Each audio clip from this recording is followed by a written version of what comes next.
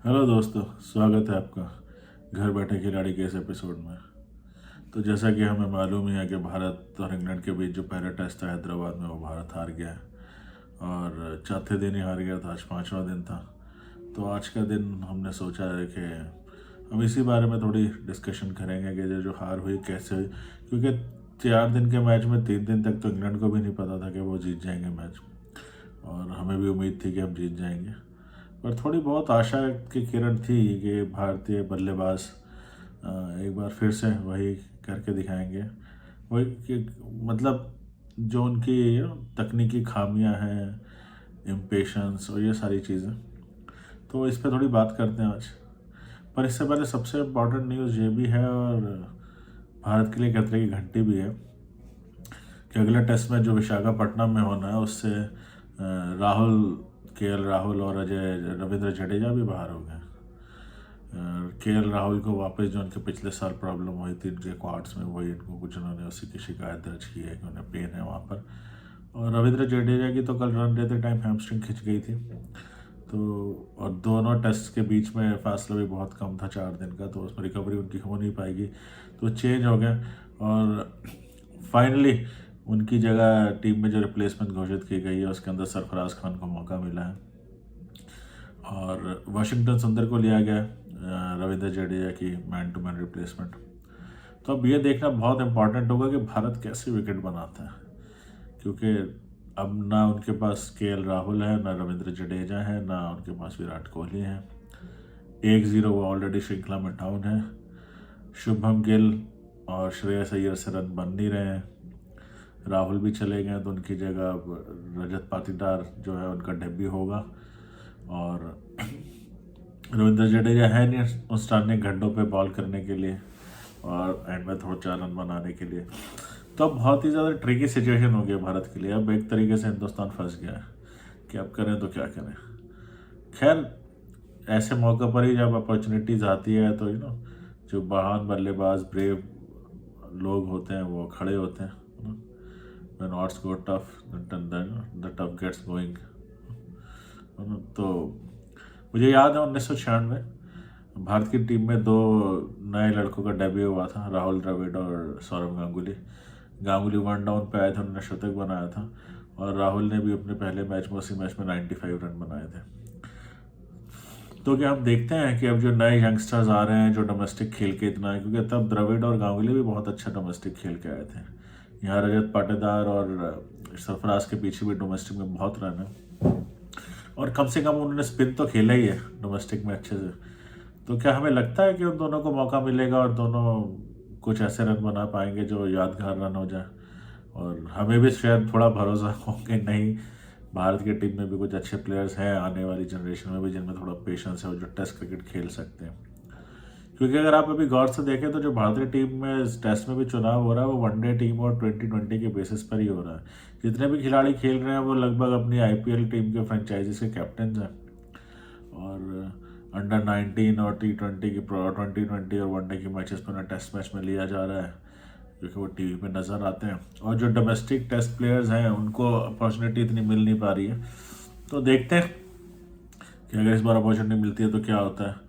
और भारत को जो है अब देखना पड़ेगा कि वो किस तरीके से काम करता है, किस तरीके से वो टीम चुनता है, कैसी वो पिच बनाते हैं। ऐसा ना हो कि वो एक गड्ढा पिच बना लें और उनके पास ना बैटिंग करने वाला कोई है ना बॉलिंग करने वाला, उस गड्ढे में वो खुद ही गिर जाए। तो अब देखना पड़ेगा कि राहुल द्रविड़ क्या डिसीजन लेते हैं। आई होप कि वो अच्छा ही कोई डिसीजन लें। और अब कल के मैच पे वापस जाएं तो अब मैं एक स्टैट्स देख रहा था कि पिछले 10 इनिंग्स में भारत की तरफ से सबसे ज़्यादा रन किन लोगों ने बनाया। सबसे नंबर पे एक है विराट कोहली। विराट कोहली के बाद दूसरे नंबर पर सबसे ज़्यादा रन बनाए हैं, आप चौंकेंगे किसने बनाए। विराट कोहली के बाद सबसे ज़्यादा नंबर पर रन बनाए हैं अक्षर पटेल ने। तीसरे नंबर पर रन बनाया है रोहित शर्मा ने, और चौथे नंबर पर रन बनाए हैं अपने राहुल ने। उसके बाद अश्विन, जडेजा और भरत, ये सब लोग आते हैं। और भारतीय क्रिकेट टीम के प्रिंस शुभम 10वें नंबर पे आते हैं, 9वें नंबर पे, और 10वें पे श्रेयस अय्यर।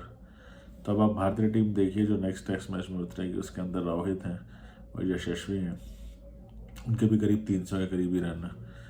और फिर शुभम जिनके कोई रन नहीं है, श्रेयस अय्यर जिनके कोई रन नहीं है, रजत पाटीदार जिनके 0 रन होंगे, डेब्यू होगा, उसके बाद जडेजा नहीं होंगे, तो शायद अक्षर खेले छठे नंबर पे।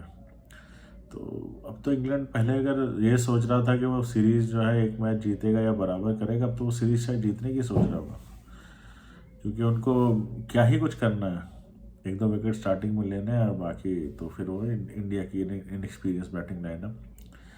पर ये एक मौका भी है और मुझे ज़्यादा कोई फ़र्क नहीं पड़ता कि इसका रिज़ल्ट क्या हो। अगर मुझे लगता है कि अच्छे प्लेयर्स को अपॉर्चुनिटी मिलती है और वो अपना कैरियर यहाँ से शुरू करते हैं तो उनके लिए बहुत अच्छी बात होगी। इस टेस्ट मैच के अंदर ये सब बातें चल रही थी कि शायद श्रेयस अय्यर और शुभमन गिल में से किसी को बिठा दिया जाए और उनकी जगह पाटीदार का डेब्यू हो। पर अब उनके लिए सिचुएशन ऐसी हो गई है कि वो दोनों तो खेलेंगे ही खेलेंगे। आप इतनी भी इमेच्योर और इनएक्सपीरियंस टीम नहीं लेके जा सकते कि केएल राहुल भी ना खेले और आप शुभमन और अय्यर में से भी दोनों को बिठा दें। पर फिर भी वो जिस तरीके से खेल रहे हैं, मुझे उनसे फिर भी ज़्यादा उम्मीद नहीं है। मुझे भी ज़्यादा उम्मीद रजत पाटीदार और सरफराज से है। और अब जो बैटिंग की बात चल रही है इसके अंदर तो भारत ने पिछले मैंने बताया है कि 10 टेस्ट मैचों से कुछ नहीं किया है और पिछले 6 टेस्ट मैच जो भारत में खेला है उसमें से शायद 4 हारा है और 2 ही जीता है। तो भारत में नहीं, जो पिछले लगातार वो 6 टेस्ट खेला उसमें से 2 ही जीता और 4 हारा है। और भारत में भी उनका पिछला मैच में इंग्लैंड के खिलाफ हारे, उससे पहले वो ऑस्ट्रेलिया के खिलाफ खेले थे, वो ड्रॉ हुआ था, उससे पहले वाला वो हारे थे। तो भारत में भी खेले गए 4 टेस्ट मैचों में से 1 ही जीते हैं। तो अब देखना पड़ेगा कि कैसी पिच मिलती है। मेरा तो मानना है कि भारत को बैटिंग पिच पे जाना चाहिए। Give them a batting pitch, give their batsman a confidence कि they can go there and stroke play करें और अच्छे रन बनाए 400 रन, 500 रन, 600 रन होता है मैच, होने दे ड्रॉ, पर एटलीस्ट उनके रन तो बने, उन्हें कॉन्फिडेंस तो आए। शुभमन के कुछ रन बने, अगर 2 लड़के डेब्यू करते हैं तो उनके रन बने। बाद में देखा जाएगा जब विराट और बाकी लोग भी वापस आ जाएंगे तो देखते हैं। 5 टेस्ट मैचेस की सीरीज़ है, फिर 3 टेस्ट बचेंगे, उसके अंदर से कोशिश कीजिएगा 2 टेस्ट मैचेस जीतने की, 3 टेस्ट मैचेस जीतने की। पर अगर आज इस टेस्ट के अंदर भारत ने कुछ गड़बड़ कर दी तो कुछ गड्ढे की पिच बना दी और पता चला हमारे बैट्समैन खेल नहीं पाए, तो बॉल कर पाए, तो फिर भारत के लिए बहुत दिक्कत होने वाली है। अगर एक बार आप 2-0 से पीछे हो गए तो फिर बहुत मुश्किल है कि आप सीरीज़ को बराबर जीत पाएँ। बराबर भले ही कर लें, जीतना बहुत मुश्किल होगा। और मुझे नहीं लगता कि भारत इंग्लैंड से सीरीज़ नहीं जीतना चाहेगा। बैटिंग स्टैट्स की तो हम काफ़ी दिनों से बात कर ही रहे हैं कि यंगस्टर्स कुछ खास परफॉर्म कर नहीं पा रहे हैं। अब चलिए, लकली अब इन 2 नए लड़कों को मौका मिला जिनके बारे में हम काफ़ी बात कर रहे थे। अब हम तो बात कर रहे थे, अब उनको प्रूव करके दिखाना है कि उनके बारे में जितनी बातें की जाती हैं वो उस लायक हैं या नहीं है। जाएं, अच्छे से खेलें और मेरा तो मानना है कि इंडिया को बैटिंग पिच देनी चाहिए। नो मैटर, बनाने दो इंग्लैंड को भी 500 रन, तुम भी बनाओ 500, तुम भी बनाओ 600, बनाओ century, double century. Let's Shubman and others get back into form. अगर उन्हें विकेट ही नहीं मिलेगा और उनका कॉन्फिडेंस वैसे लो है और इस मैच में वो कुछ ना कर पाए तो फिर उनका फ्यूचर बहुत ही ब्लीक लगता है मुझे, स्पेशली शुभमन का। तो देखते हैं भारतीय टीम क्या डिसाइड करती है। और ये तो बहुत बड़ा वैसे झटका है कि रविंद्र जडेजा और केएल राहुल भी नहीं है कोहली के साथ अगले मैच में। पर फिर भी मुझे उम्मीद है कि इंडिया का अच्छा बैटिंग ट्रैक होगा और भारतीय टीम यहाँ पर अच्छा करेगी। यंग लड़के जिन्हें मौका मिलेगा वो भी अच्छा करेंगे। और जहाँ तक बॉलिंग की बात है, मुझे लगता है कि भारत को अब एक ही पेसर के साथ जाना चाहिए। वैसे भी सिराज ने 6-7 ओवर ही कराए थे, इनको चाहिए कि बुमराह के साथ एक स्पेशलिस्ट बॉलर ही खिलाएं। ये वाशिंगटन सुंदर को ना खिलाएं, आधा टीटर आधा बटेर ना करें, क्योंकि वाशिंगटन भी ऑफ स्पिन डालते हैं और इतनी कोई खास नहीं डालते और रविंद्र अश्विन भी ऑफ स्पिन ही डालते हैं। तो दोनों को खिलाना, ऑफ स्पिन डलवाना, वैसे वो अच्छे बैट्समैन अच्छे हैं। पर मुझे लगता है इंडिया को अगर बैटिंग थोड़ी सी मजबूत करके, जैसे रोहित, यशस्वी, शुभमन, श्रेयस अय्यर, रजत पाटीदार और सरफराज, इन 6 लोगों को खिलाया जाए। 7वें नंबर पे आए अक्षर पटेल, 8वें पे आए अश्विन, 9वें पे आए कुलदीप यादव और 10वें पे आए अपने 10वें 11वें पे अपने अक्सर वो बुमराह। 9 बैट्समैन खिलाना से कोई फ़ायदा नहीं होगा आपको, क्योंकि इस बार भी आपने 9 बैट्समैन खिलाए थे, अक्सर 9वें पे खेल रहे थे, फिर भी आपसे 218 रन नहीं बना। तो let's you go you know 4 bowlers खिलाएं, और के एस भरत भी आपके अगर आप खिलाएंगे तो वो 8वें 9वें नंबर पर आ ही जाएंगे। इतने बहुत हैं। बुमराह अच्छे बॉलिंग कर रहे हैं और उनके साथ स्पिनर खिलाइए, 3 स्पेशलिस्ट स्पिनर, तीनों में जिसमें वैरायटी हो। एक जैसे 2 स्पिनर खिला के कोई फ़ायदा नहीं है। दीजिए बैटिंग ट्रैक, बनाने दीजिए लड़कों का रन। और काफ़ी टाइम हो गया, कोई टेस्ट मैच 5 दिन भी नहीं गया, जाने दीजिए 5 दिन। लेट्स सी कि लड़के किस तरह से बैटिंग करते हैं। आप बेकार 2 स्पिन पेसर लेके जाएंगे, उससे कुछ होना नहीं है। भारत में 2 पेसर्स का इस टाइम कोई काम नहीं है। जब इंग्लैंड जैसी टीम आके एक खिला सकती है तो आपको क्या ज़रूरत है। आप भी बुमराह को खुलाइए बुमराह, कुलदीप, अश्विन और अक्सर, 4 बॉलर, 5वां आपका कीपर हो गया, और 6 बैट्समैन खिलाइए। सीधी सी बात है, 6 बैट्समैन, कीपर और अक्षर, मतलब 8 तक तो आपकी बैटिंग वैसे ही हो जाती है। और थोड़े बहुत रन वो भी मार लेंगे अपने कुलदीप यादव। अटैकिंग क्रिकेट खेलिए, लेट्स सी कि कुलदीप के खिलाफ कैसे वो लोग बैटिंग करते हैं।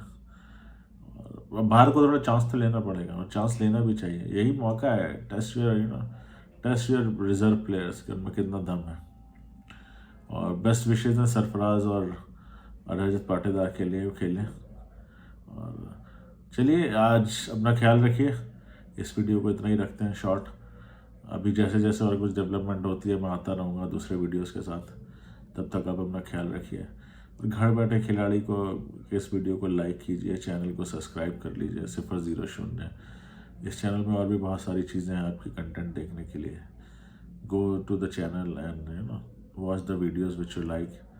Please subscribe it. आप इसे सब्सक्राइब करेंगे, लाइक करेंगे तो यूट्यूब इसको और ज़्यादा लेवल पर लोगों के सामने लाएगा, और हमें भी कुछ बनाने में मज़ा आएगा। तो प्लीज़ सब्सक्राइब द चैनल। बाकी व्यस्त रहिए, मस्त रहिए, और घर बैठे खिलाड़ी के एपिसोड देखते रहिए। हम उन ये खेल प्रेमियों का ही चैनल है, मतलब जो खेल के पसंद करते हैं। हम as a journalist, as a sports person, हम ऐसे बात नहीं करते। हम अपने पॉइंट ऑफ व्यू रखते हैं। मैं कमेंट्स में देखता हूँ, कुछ कमेंट्स इतने ज़्यादा है नहीं। मैं चाहता हूँ कि आप लोग कमेंट्स में डिस्कशन करें, मुझे ये बताएं कि जो भी मैं बातें करता हूँ क्या आप लोग उससे सहमत हैं। एक आम भारतीय दर्शक जो अपने घर में बैठा है और इतने सालों से क्रिकेट देख रहा है, क्या वो इन बातों से सहमत है, या उसे लगता है कि कुछ और भी बात करने की ज़रूरत है या कुछ और चेंज की ज़रूरत है। तो मुझे इंतज़ार रहेगा आपके कमेंट का। Please do like the channel again 000। और इंतज़ार कीजिए घर बैठे खिलाड़ी का, नोटिफिकेशन बेल बजाइए। मैं जल्दी आता हूँ एक दूसरे वीडियो के साथ। देखते हैं, पता कर के राहुल और जडेजा कितने मैचेस के लिए बाहर हैं। अभी तो दूसरे टेस्ट के लिए गए, अगर वो लंबे बाहर जाते हैं तो फिर देखते हैं सीरीज़ का क्या बनता है। अपना ख्याल रखिए। चीयर्स।